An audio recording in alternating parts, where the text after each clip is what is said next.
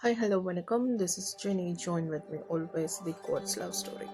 So இந்த நிகழ்ச்சியில் நம்ம தொடர்ந்து ஆண்ட்ரோவோட அப்போஸ்தலர் அவருடைய அதிசயங்களை பற்றி பேசிகிட்ருக்கோம். ஸோ இப்போ அவருடைய மிக முக்கியமான அதிசயம் உலக அளவில் இன்றளவும் பெருமையாக பேசப்படக்கூடிய ஒரு மிராக்கள். அதை பற்றி தான் இப்போ தொடர்ந்து பேச போகிறோம். ஓகே, இந்த மிராக்கள் எங்கே நடந்தது அப்படின்னு கேட்டிங்க அப்படின்னா, கண்டிப்பாக சைப்ரஸ் அப்படிங்கிற ஒரு மாகாணம். இது எங்கே இருக்குது அப்படின்னு கேட்டிங்க அப்படின்னா, அந்த கிரீஸ், அதாவது கிரீக் பகுதியில் இருக்கக்கூடிய நகரம்.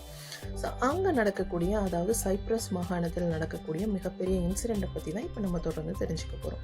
ஸோ இதில் மரியா அப்படிங்கிறவங்க தான் ரொம்ப முக்கியமான கேரக்டர்.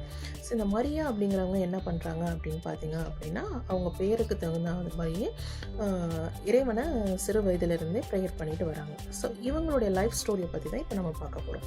ஸோ இன் 1898, அதாவது 1896, ஸோ இந்த மரியா பார்த்தீங்க அப்படின்னா, அவங்க வாழக்கூடிய இடம் வந்து கிரேக்க பகுதி, அதாவது கிரீஸ் பகுதின்னு சொல்லிட்டோம். ஸோ இங்கே அவங்க பையனோட வாழ்ந்துட்டு இருக்காங்க, 13 வயசு பையன். ஸோ அப்போ என்ன ஆகுது அப்படின்னு பார்த்தீங்க அப்படின்னா, துருக்கியர்கள் இருக்காங்க, டர்க்கிஷ் பீப்புள். ஸோ அவங்க என்ன பண்ணுறாங்க அப்படின்னா, இவங்க மரியாவோட பையன் 13 வயசு பையனை வந்து கடத்திட்டு போயிடுறாங்க. ஸோ யாரால் கடத்தப்படுறாங்க அப்படின்னு பார்த்தீங்க அப்படின்னா, டர்க்கிஷ் பீப்புள்னால. ஸோ இந்த கிரேக்க பீப்புள் டர்க்கிஷ் பீப்புள்னால துருக்கியர்களால் கடத்தப்பட்டு அந்த குழந்தை வந்து அங்கேயே துருக்கியர்கள் கண்ட்ரோல்லையே கிட்டத்தட்ட வளர்க்கப்படுகிறது. தாய் வந்து தேடிட்டு இருக்காங்க, மரியா தேடுறாங்க, தன்னோட குழந்தை எங்கே போயிடுச்சுன்னு. கிடைக்கவே இல்லை குழந்தை கிட்டத்தட்ட.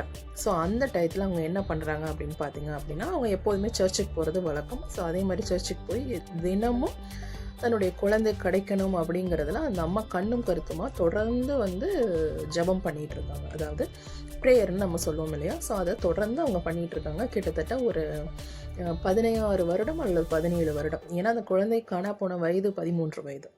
ஸோ அப்போ அதுலேருந்து அவங்க கிட்டத்தட்ட ஒரு 15 இயர்ஸாக ப்ரேயர் பண்ணிகிட்டே இருக்காங்க, என்னோடய குழந்தை எனக்கு கிடைக்கணும், நான் என் குழந்தைய பார்க்கணும் அப்படின்னு சொல்லிட்டு. ஸோ அப்போ ப்ரேயர் பண்ணுறப்ப அவங்க கனவுல யார் வராரு அப்படின்னு கேட்டிங்க அப்படின்னா, ஆண்ட்ரோ வரார். ஸோ இந்த ஆண்ட்ரோ என்ன பண்ணுறாரு அப்படின்னு கேட்டேன் அப்படின்னா, மரியாவோட கனவுல வந்து சொல்கிறாரு, கவலைப்படாத, உன்னுடைய பையனை நீ சீக்கிரம் சந்திக்க போகிற அப்படின்னு அவர் ஒரு தீர்க்க தரிசனம் மாதிரி அந்த அம்மாவோட கனவுல வந்து வாக்குறுதி கொடுத்துட்டு போயிட்டார். இதை பார்த்ததும், அந்த கனவை பார்த்ததும் அந்த மரியாவுக்கு சந்தோஷம் தாங்கலை. என்னுடைய குழந்தைய நான் பார்க்க போகிறேன், என் காணா போன குழந்தைய நான் சீக்கிரம் சந்திக்க போகிறேன் அப்படின்னு அந்த அம்மா ரொம்ப மகிழ்ச்சியோடு இருக்காங்க. அதே சமயம் அந்த அம்மா வேலை செய்து தன்னுடைய வாழ்வையை காப்பாற்ற சூழ்நிலைக்கு ஏற்பட்டதுனால இப்போ என்ன பண்ணுறாங்க அப்படின்னா, கிரேக்க பகுதியிலேருந்து அவங்க எங்கே படையை நோக்கி, அதாவது எங்கே போகிறாங்க வேலைக்காக அப்படின்னு கேட்டிங்க அப்படின்னா, ஆஸ்திரியன் பகுதி, அதாவது ஜெர்மன் பகுதிக்கு போகிறாங்க. ஸோ அந்த ஜெர்மன் பகுதிக்கு அப்போ அவங்க ட்ராவல் பண்ணணும் அப்படின்னு பார்த்தீங்க அப்படின்னா, கப்பல் மூலியமாக தான் போகணும். ஸோ அந்த ஜெர்மன் பகுதியில் என்ன ஆகுது அப்படின்னா, 2 பிரிவு இருக்குது. ஒரு பிரிவு பார்த்தோம் அப்படின்னா மெர்சினா, அடானா, இந்த 2 பகுதியில் வேலைவாய்ப்பு இருக்குது.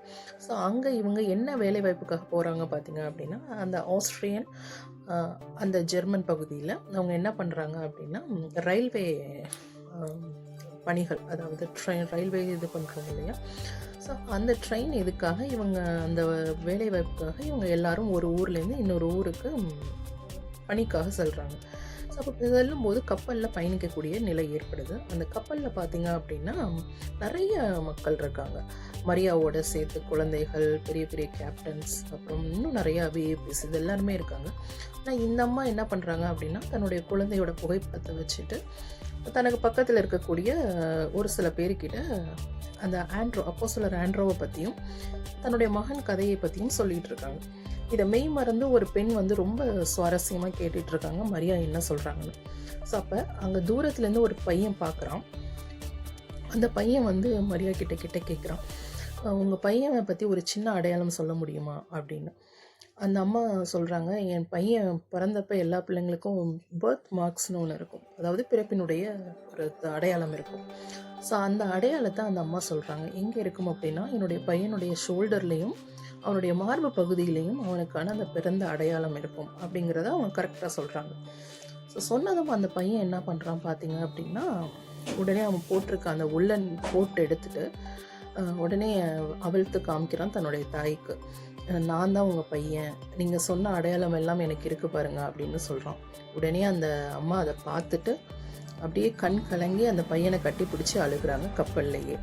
ஸோ அப்போ ஆண்ட்ரோ சொன்ன அந்த வார்த்தை அவங்களுக்கு கிடச்சிடுச்சு, அதாவது பிரதிபலன் கிடச்சிருச்சு.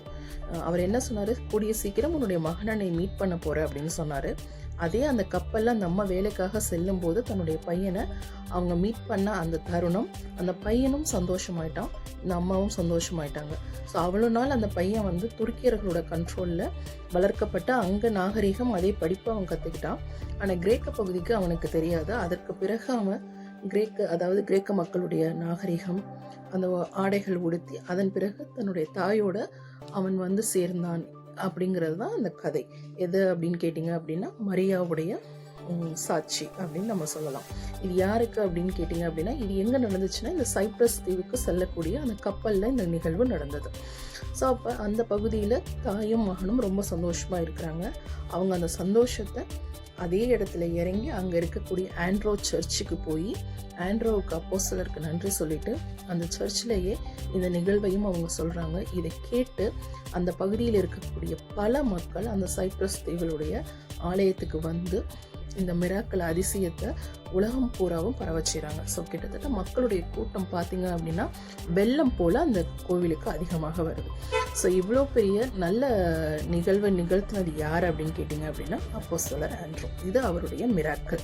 ஸோ 1912 தன்னுடைய பையனை சந்திச்சாங்க. 896 காணா போன தன்னுடைய பையனை 1912 சந்திக்கிறாங்க. கிட்டத்தட்ட அந்த பையனுக்கு அப்போ வயசு பார்த்தீங்க அப்படின்னா 29 அல்லது 30 வயசு பையன்.